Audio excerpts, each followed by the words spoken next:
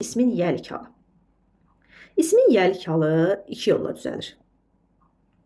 Ya canlı ismə biz apostrof s təkdə və ya da ki apostrofla. Cansız isimlər isə ofla düzəlir. Oflu struktur deyirik biz buna. Canlı təkdə olan isimlər apostrof s ilə düzəlir. Canlı olsun və təkdə olsun. Məsəl üçün deyim doctor's salary. Həkimin maaşı. Burada artıq doktor təkdə olan, sayıla bilən təkdə olan isimdir və canlıdır. Ona görə mən apostrof s əlavə etdim. Amma canlı olub, həm də cəmdə olan isimlər isə iki yolla düzəlir. Ya apostrof s ilə düzəldir, s apostrofla düzəldirik, ya da sadəcə apostrofla düzəldirik. Bu nə deməkdir? Baxın, yəni cəmi s ilə düzələn isimləri biz sadəcə apostrof əlavə edirik. Məsələn, deyim doctor's salaries, həkimlərin maaşları. Artıq doctor sözünü mən cəmləmişəm, s-i qoymuşam. Sadəcə ona apostrof verib, yiyəlik hala saldım. Lakin, sözün sonundakı s cəm şəkilçisi deyil, sözün tərkibində olarsa, bu zaman yiyəlik halı bəli, biz apostrof s ilə düzəldirik. Məsələn, deyirəm ki, actress, artıq buradakı s-lər bu şəkilçidir. Baxın, bu s-lər şəkilçidir. Mən ona apostrof s-lə yiyəliyə sala bilərəm. Yəni, buradakı s cəmlik bildirmir. Ümumiyyətlə, sonu s-lər, yəni double s-lə bitən isimlər təkdədirlər. Progress, address, boss, class, dress, glass, access və s. Cəmi s-lə bitməyən isimlər. Yəni, biz onu cəmini s istifadə etmiriksə, biz sadəcə onu apostrof s-lə, yəni kökündən dəyişən cəm isimlər var idi. Baxın, bunlardan danışıram. Bunlar sadəcə biz apostrof s-lə düzəldə bilərik. Məsələn, children, apostrof s, room. Biz heç vaxt children's room deyə bilmərik. Ağa, children sözü özü cəmlənib. Mən bir də niyə ona s qəbul etdirim ki? Diqqətli oluruq buralarda. Ümumiyyətlə, aşağıdakı iki kateqoriyada olan isimlərin həm tək, həm də cəm forması yiyəlik halı apostrof s ilə düzəlir. Tək halının onsuz da bilirdik apostrof s ilə düzəldirdik. Amma cəm halında isə bu isimləri biz apostrof s ilə düzəldirik yeni. Cəmində kökündən dəyişən isimlər, o 7 isim. Təki və cəmi eyni olan isimlər, Bir də ki, people sözü. People sözü bayaq dedim ki, adamlar və cəmaat mənasında cəmlik bildirir və apostrof s götürür. Amma xalq mənasında isə s apostrofu da qəbul edə bilər. Çünki xalq mənasında təkliyi bildirir. Cansız isimlər yiyəlik halı s isim plus of plus isim düsturu ilə düzəlir. The door of the room. Hər zaman da tərcümə ediləndə bu tərəfdən tərcümə edilir. Otağın qapısı. Kitabın üzü. Of həm canlı, həm də cansız isimlər yiyəlik halını düzəldə bilər. Necə olur? My sister's flat-də deyə bilərəm. The flat of my sister-də deyə bilərəm. Əsas odur ki, mənim bir tərəfim canlı olsun. Mürəkkəb isimlərin yiyəlik halı sonuncu sözə apostrof s əlavə etməklə düzəlir. Cəmlik həmişə dedik bura əlavə olunur, birinci sözə əlavə olunur. Amma yiyəlik isə apostrof s əlavə olunur. Eyni bir isim cümlədə iki və daha çox eyni anda insana məxsusdursa, yəni ortaqdırsa, biz bu zaman bir dənə apostrof s veririk sonuncu ismə, bitir gelir. Məsələn, deyim John və Jack'in maşını. John and Jack's apostrof s car. Artıq bildik ki, John və Jack'in bir dənə maşını var. Əgər ortaq deyilsə bu isim, əgər bu isimlər, sözü gedən isimlər ortaq deyilsə, ayrı-ayrılıqdadırsa, yəni Jack'in də öz maşını var, John'un da öz maşını var. Biz bu zaman hərəsinə bir apostrof s veririk və ismi də cəmləyirik, dalınca xəbərimizi də cəmləyirik.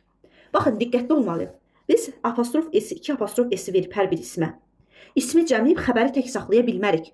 Və ya hər kəsə bir apostrof s verib ismi tək saxlaya bilmərik. Heç vaxt deyə bilməzdik Jack's and John's car deyə bilmərik. Əgər hər kəsin apostrof s varsa, demək hər kəsin bir dənə maşını var. Bu zaman biz ismi cəmləyə bilərik. Bir də bu tip testlərdə işlədiyimiz zaman ismin tək və cəm olmasına baxmaq kifayətdir. İsim təkdədirsə apostrof s təkdə olacaq və sonuncu ism əlavə olunacaq. Cəmdirsə hər birinə yenə deyirik, apostrof s əlavə edirik. Amma diqqətli olmaq lazımdır ki, iki şeyi yadda saxlayaq. Bir bədən üzvlərini biz heç vaxt ortaq işlədə bilmərik, bir də sayıla bilməyən isimlər cəmlənə bilməz. Nə deməkdir? Baxın, mən heç vaxt deyə bilməzdim ki, Tom and Nick's apostrof s here. Yəni Tom və Nick'in saçları. Axı, saç bu xarakter bildən isimlərə də aiddir. Tom və Nick'in ikisinin bir saçı ola bilməz. Hər kəsin özü ayrı-ayrı saçı var. Amma diqqətli oluruq ha. Biz burada heyəni cəmləyə bilməzdik. Niyə? Çünki hey sayıla bilməyən isimdir. Biz sayıla bilməyən ismi heç bir halda cəmləmirik. Nə olsun ki, hər kəsin apostrof s var. Əsas odur ki, sayıla bilməyən ismi cəmləməyim. Bu cümlədə isim, yəni hey saç təkdir. Deməli, apostrof s yalnız sonuncu şəxsə əlavə oluna bilməz. Hərənin öz saçı varsa, demək hərənin də öz apostrof s var. Sonu s-lə bitən adların yiyəlik halı biz həm apostrof s-lə düzəldə bilərik, həm də apostrofla. Diqqətli olaq, sonu s-lə bitən deyirəm, bütün adlara aid deyil. Məsələn, deyirəm Şams hobby, Şəmsin hobbisi. Mən burada həm apostrof s-lə verə bilərdim, həm də apostrofda, yəni apostrof, sadəcə apostrofda verə bilərəm. Bir problem yoxdur. Apostrof s-i görən kimi biz hər zaman deyirik ki, bu yiyəlikdir, yox. Apostrof izin, həzin, bir də as sözünün qısalması ola bilər. İndi biz necə seçək ki, ay müəllim, burada izdim, həzdimi, asdımı, yoxsa yiyəlik aldım? Baxın, diqqətli olaq ki, apostrof s yalnız ismi artırılmır da. Məsələn, he is və he has da ola bilər. That's, where is və s. Bunlar artıq yiyəlik hal deyil. Baxın, biz, yəni apostrof s-i biz ismi artırırıq. Burada artıq bunlar isim deyirlər ki.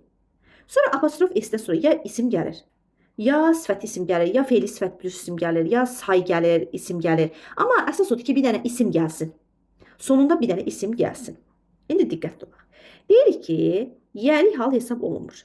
Apostrof s-dən sonra, hesab olunur, üzr istəyirəm. Apostrof s-dən sonra birbaşa isim gələndə, apostrof s-dən sonra sifət plus isim gələndə, amma əsas odur ki, ismim var.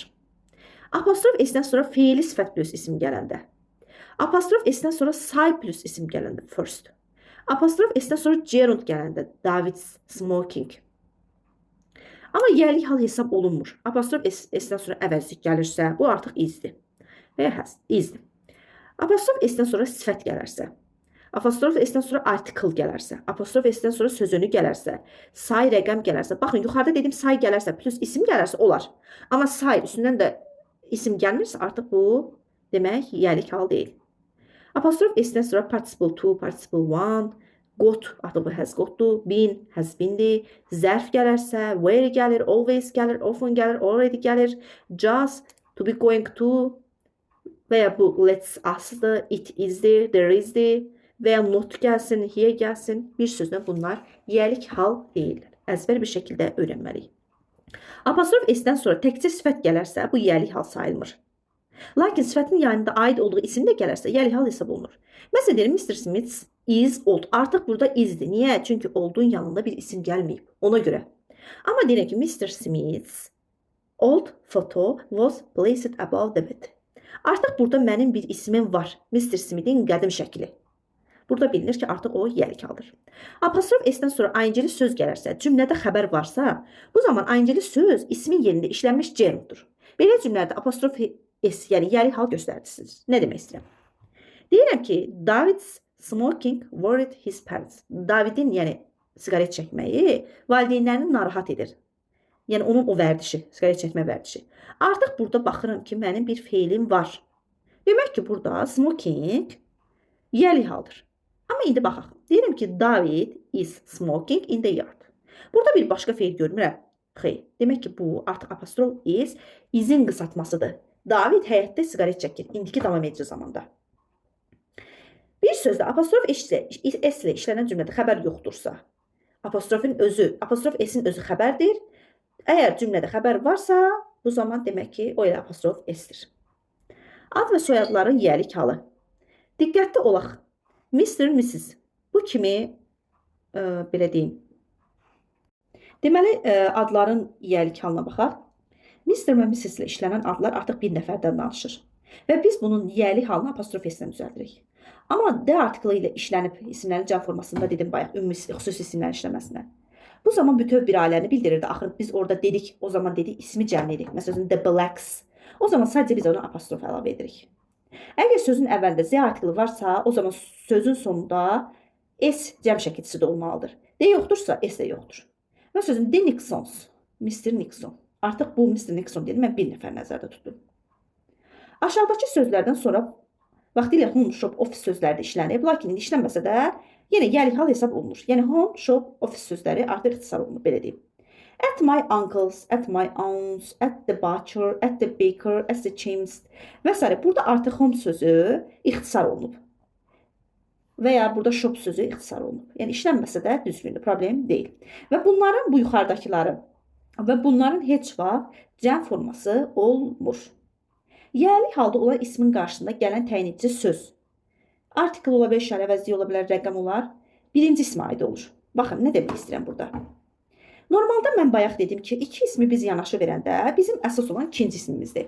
Biz təkliyi, cəmliyi, artiklı, tənecicini biz ona görə yazırıq. Amma ki, əgər mən yərik hala salmışamsa o ismi, artıq mənim birinci ismim, əsas ismim budur. Artıq mən ikinci ismə baxmıram. Məsələn, a year contract deyim, bir illik kontrakt. An hour lecture. Baxın, burada artıq mən götürüb lecture görə yazmıram. Mən hour sözünə görə yazırdım. Məsələn, deyirəm ki, few years experience. Artıq few sözü özündən sonra cəm isim tələb etdiyi üçün mən götürüb year'ı cəmləmişəm. Götürüb experience-ı deyə bilmərəm. Çünki niyə? Mənim apostrof s-li bir cümləm var, sözüm var.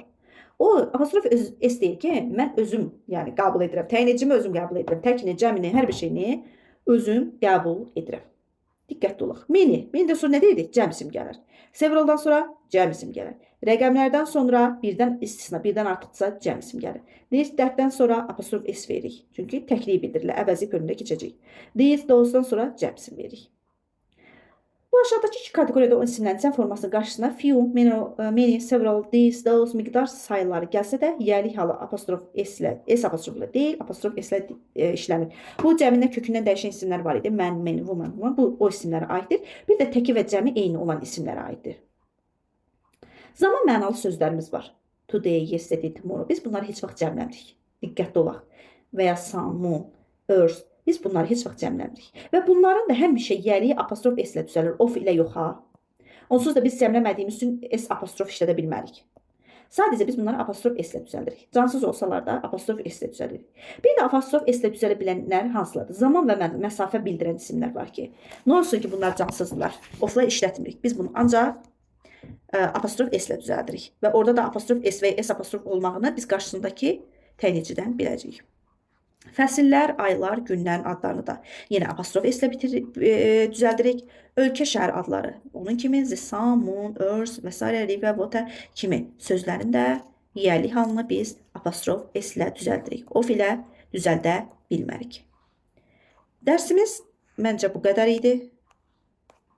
Burada sayıla bilməyən isimlərin siyahısı verilib və bu isimləri gündəlik əzbərləmək lazımdır və diqqətli olmaq lazımdır. Hər birinin arasında bir qeyddə yazılıb və bu isimləri öyrənmək lazımdır. Növbəti videomuzda isimlərin testləri, Nərgiz xanımın testlərini, 5555 testini, bir də 250 sınaq testinin izahını paylaşacağım. Sağ olun, özünüzə yaxşı baxın.